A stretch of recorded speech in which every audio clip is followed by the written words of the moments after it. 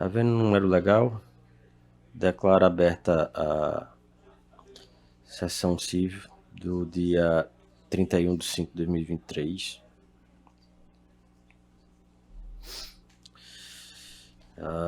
Nós temos apenas um feito em pauta, que na realidade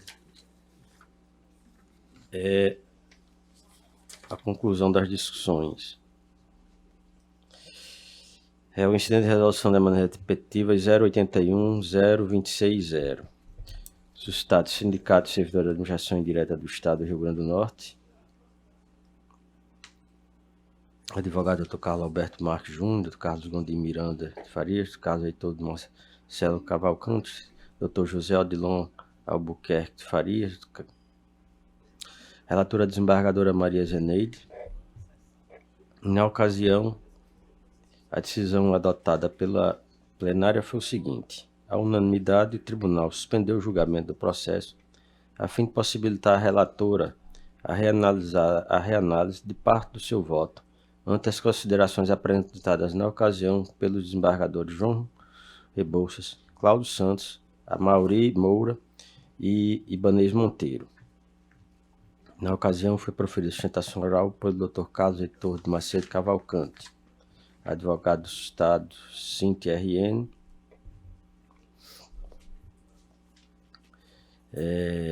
e estamos no prosseguimento. Há um pedido de inscrição de sustentação do Dr. Odilon, mas na realidade, Dr. Odilon, o julgamento já se iniciou.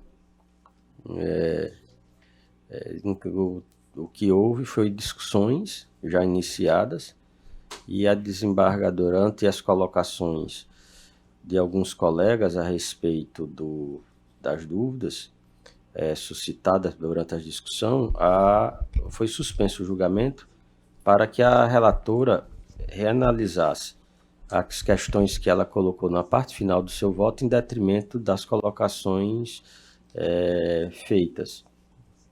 Mas o julgamento já foi iniciado. Eu não vejo como refazer sustentação oral, pelo menos que possa. Não posso submeter a corte questões de ordem, se for uma consideração de esclarecimento de fato, alguma coisa, Vossa Excelência. Mas, no momento, a meu sentir, a sustentação oral já foi feita.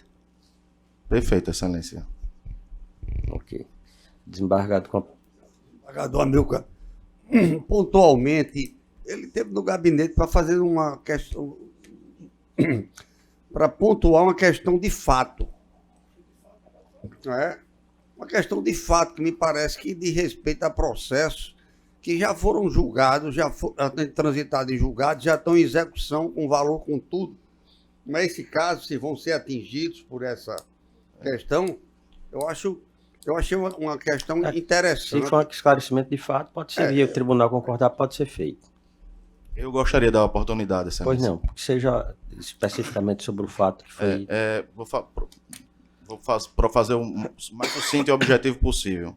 Então, bom dia, excelentíssimo senhor desembargador presidente, Amilcar Maia, excelentíssima senhora desembargadora relatora, Zeneide Bezerra, em nome da qual eu cumprimento todos os excelentíssimos senhores desembargadores aqui presentes, doutor representante do Ministério Público, demais serventuários aqui presentes.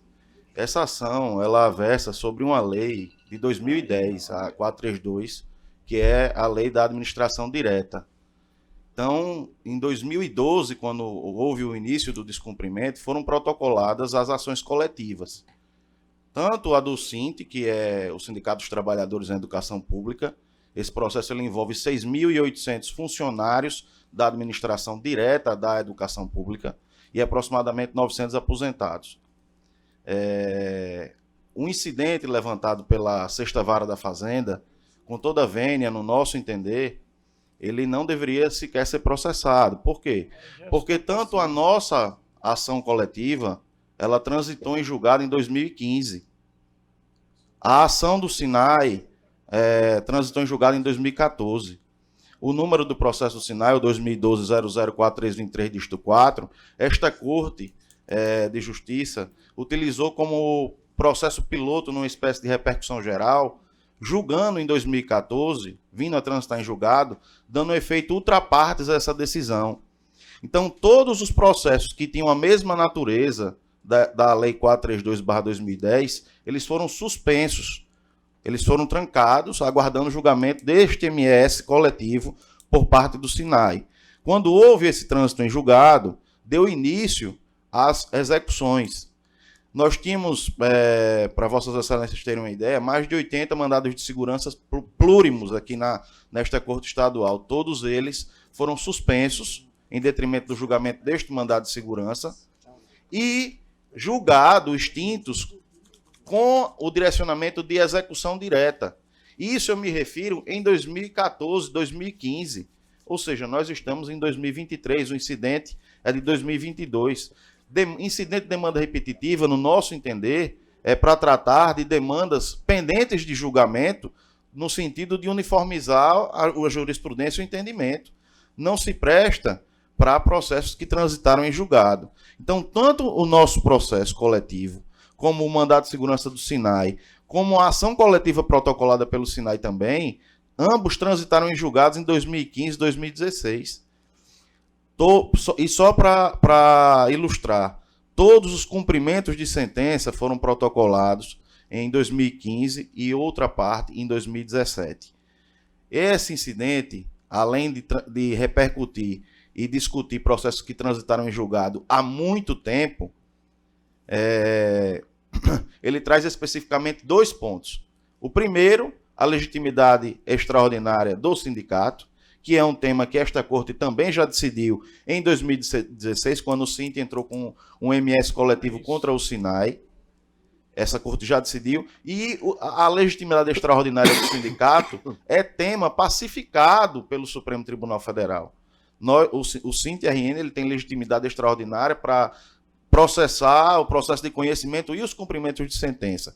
Então, foi feita todas essas execuções para essa categoria de aproximadamente 6.800 funcionários, que em sua grande maioria, excelências, recebem valores de salário mínimo.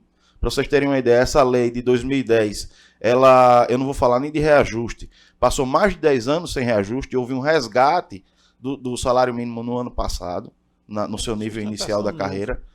Então, eu acho que o senhor já ultrapassou a questão do esclarecimento de fato. Já não, estamos passando pois bem, para finalizar, eu só gostaria de trazer que realmente esses processos eles transitaram em julgado há muito tempo. Inclusive, os cumprimentos de sentença também encontram-se, em sua grande maioria, com o trânsito em julgado. Essa categoria de 6.800 funcionários, eles estão aguardando apenas o pagamento. Até os próprios cumprimentos de sentença também se encontram na fase do trânsito em julgado, aguardando apenas a expedição e pagamento. Muito obrigado pela atenção de Vossas Excelências. Embargadora relatora. Senhor presidente, acerca dessa análise desse processo, naquela sessão do dia 26, eu quero agradecer até aos nossos colegas, que eu acho que coletivamente, nós pensamos melhor, e daí a reflexão sobre o que a gente tinha posto na conclusão do nosso voto. E eu estou dizendo que na sessão, exatamente do dia 26, eu estou reanalisando em face das considerações apresentadas pelo próprio desembargador João, Cláudio Santos, Amauri e Ibanez. Naquela oportunidade, foram debatidas 3 teses. Os efeitos ultrapartes da coisa julgada nas ações coletivas ajuizadas pelo SINAI alcançam tão somente os servidores da administração indireta, do RN, não beneficiando os servidores da administração direta. 2. Não é possível a acumulação de execuções contra a Fazenda Pública decorrentes de um mesmo título judicial em obediência ao disposto no artigo 100, parágrafo 8 da Constituição Federal, bem como em virtude da necessidade de se evitar decisões contraditórias e garantir a segurança jurídica. E 3, que foi exatamente da discussão de todos nós a respeito desse terceiro, que na hipótese de coexistir uma execução coletiva promovida pela entidade sindical representativa de servidores públicos estaduais e execuções individuais decorrentes do mesmo título judicial, deve ser dada preferência às execuções individuais por aplicação analógica dos artigos 99 e 100 do CDC, sendo os exequentes individuais excluídos dos beneficiários da satisfação do crédito pleiteada pela legitimidade extraordinária da ação civil pública. E aí eu digo, pois bem, esse voto está posto aí, que aqui a gente não numera as páginas, mas lá no voto, onde diz bom transcrever os artigos 99 e 100, e aí vem o meu entendimento. Dito isto, imperioso nesse momento limitar a controvérsia instalada na sessão anterior, que ficou em torno da linha C, mais especificamente no que se refere à forma em que, uma vez dada a preferência à execução individuais, haveria a exclusão dos beneficiários da respectiva ação coletiva, a fim de evitar que sejam beneficiados duas vezes pelo mesmo título. A meu ver, penso em três possíveis medidas que podem ser adotadas para que não reste configurada a duplicidade de pagamento. E aqui eu estou expondo para que a gente possa construir uma decisão justa. São elas: primeiro, o beneficiário, em obediência ao princípio da boa-fé e da cooperação, deve aparelhar a execução individual com declaração ou certidão de que não é parte em execução coletiva ou em outra execução individual relativamente ao mesmo título. E nesse entendimento, senhor presidente, senhores desembargadores, eu estou trazendo construções da terceira Câmara do desembargador João Rebouças e também do desembargador Amilcar Maia, que é onde chama em negrito o que é mais importante para dizer agora. Demonstração de que a parte exequente não receberá eventuais quantias em duplicidades decorrentes do mesmo título executivo. Dever da parte em nome dos princípios da boa-fé objetiva e da cooperação, desnecessidade de chamamento do sindicato para tal finalidade, prova que pode ser produzida sem intervenção do ente sindical. No mesmo sentido, o próprio desembargador Amilcar, em seu voto, e aí exposto neste voto.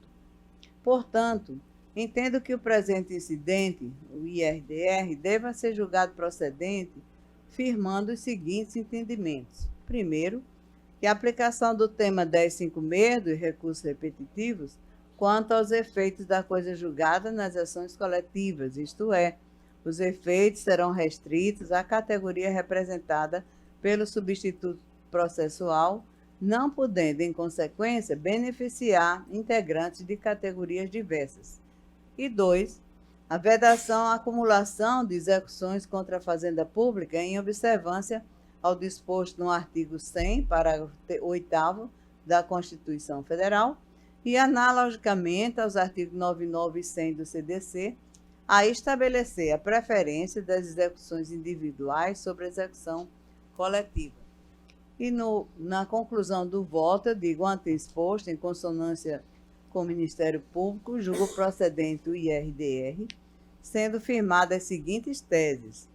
A primeira, os efeitos de outra parte da coisa julgada nas ações coletivas ajuizadas pelo SINAI alcançam tão somente os servidores da administração indireta do Estado, não beneficiando os servidores da administração direta. B. Não é possível a acumulação das execuções contra a fazenda pública decorrentes de um mesmo título judicial, em obediência ao disposto no artigo 100, parágrafo 8º da Constituição Federal, bem como em virtude da necessidade de se evitar decisões contraditórias e garantir a segurança pública, jurídica.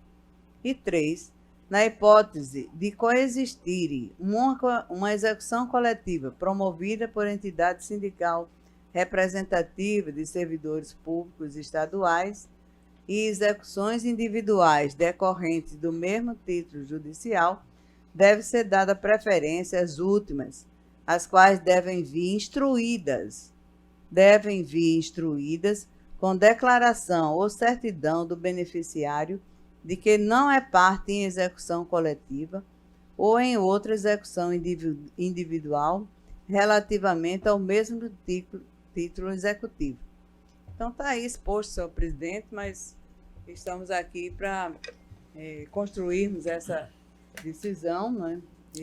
Eu aguardo alguma colaboração de algum desembargador e desembargadora. Antes de abrir os debates, é bom registrar que essa situação ela vem fruto de abusos que foram registrados de indivíduos que apresentam execução nessas ações em caráter individual e em coletivo.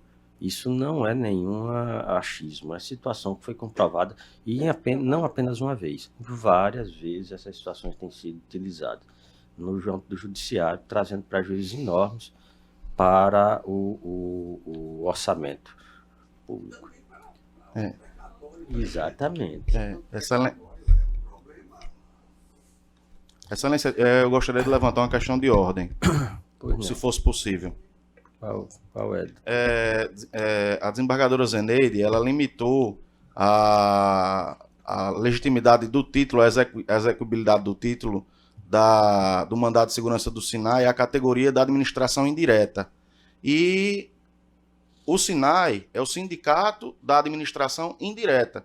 Só que o objeto aqui tratado nada tem a ver com a administração indireta. A Lei 432/2010, ela é justamente o plano de carreira da administração direta.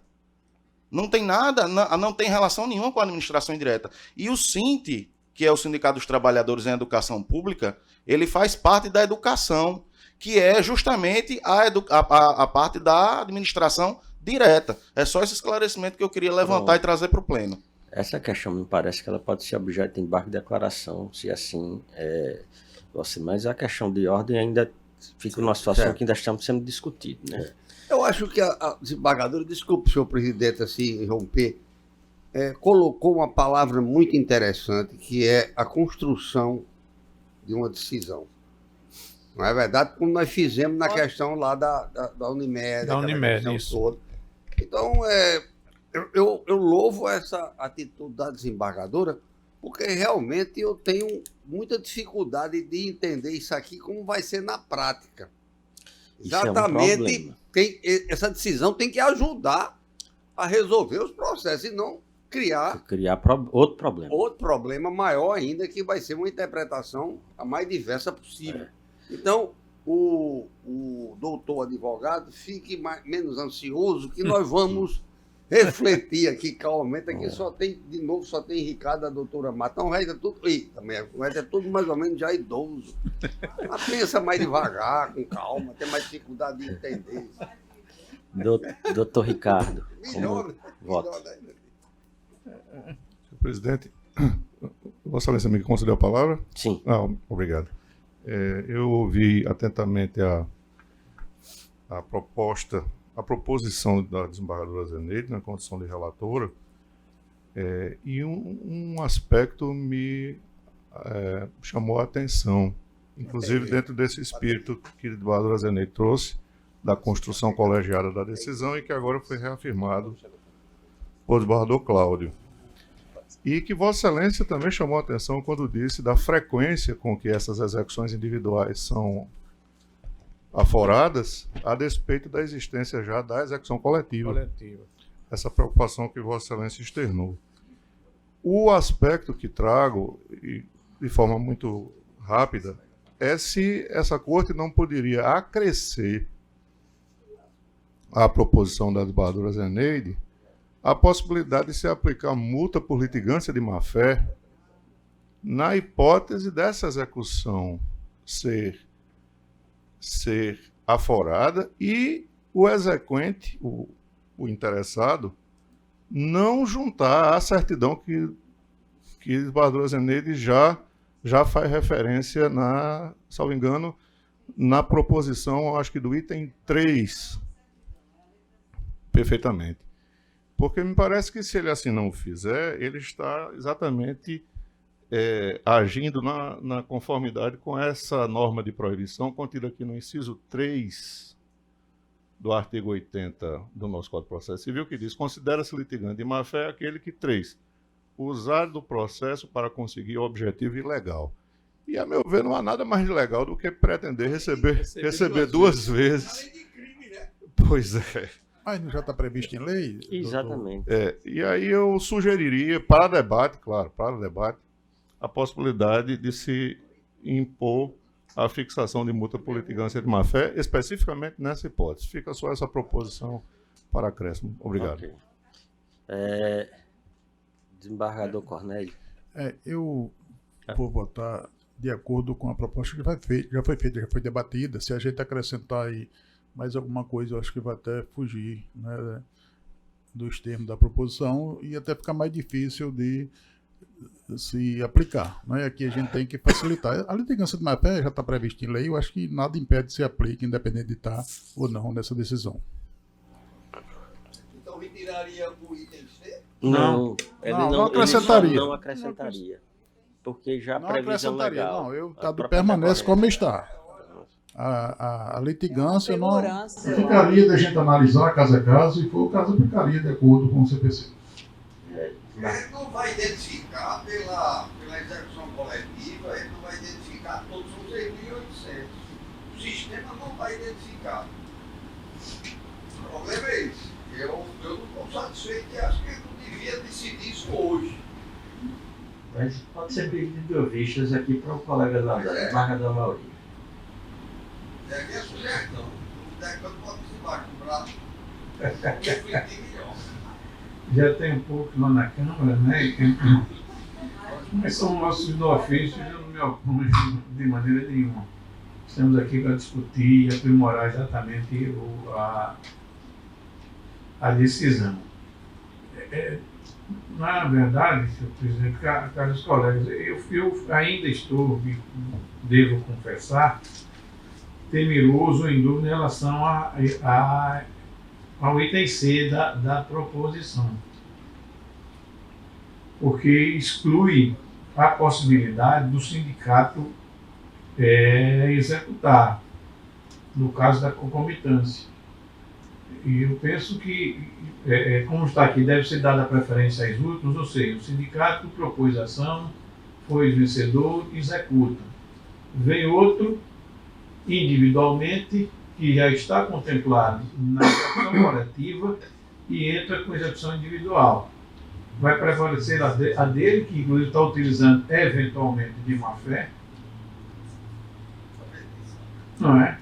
Porque como está aqui, seria, na hipótese de coexistir uma execução coletiva promovida por entidade sindical, representativa de servidores públicos estaduais e execuções individuais decorrentes do mesmo título judicial, deve ser dada preferência às últimas, quer dizer, às individuais, onde já existe a coletiva.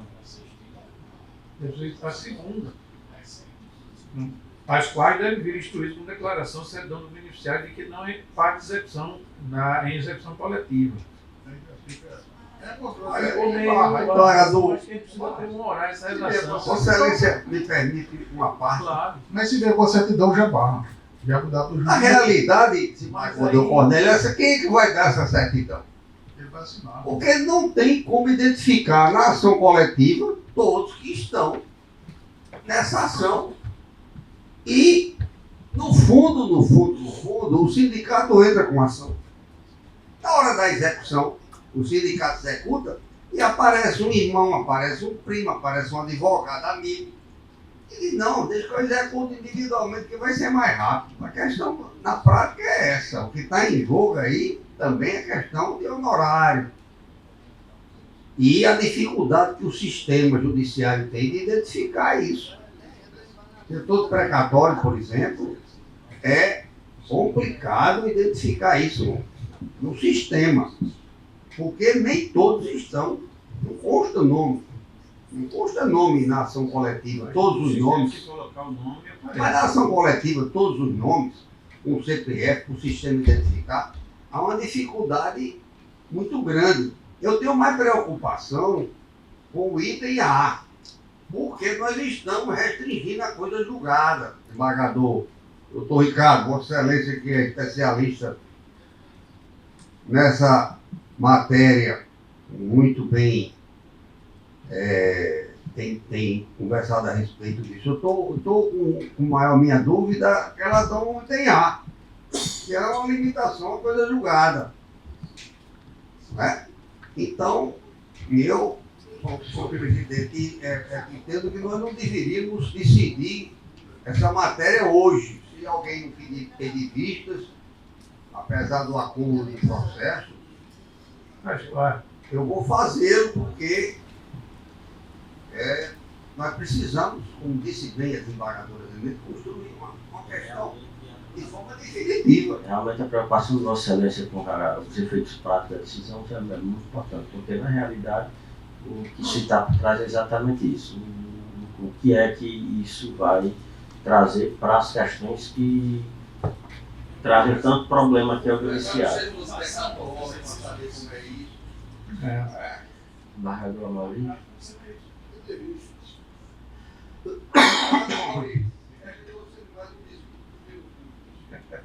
Vossa Excelência, você quer que eu peça a vista?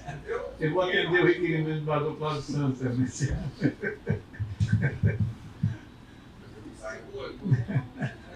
Pedido de vista do embargador Amaury, antes pedido de vista de suspenso do julgamento. Nada mais a ver tratar, indago se há alguma outra questão que não foi chamada, alguma proposição, comunicação. Não havendo mais, declaro encerrada a sessão.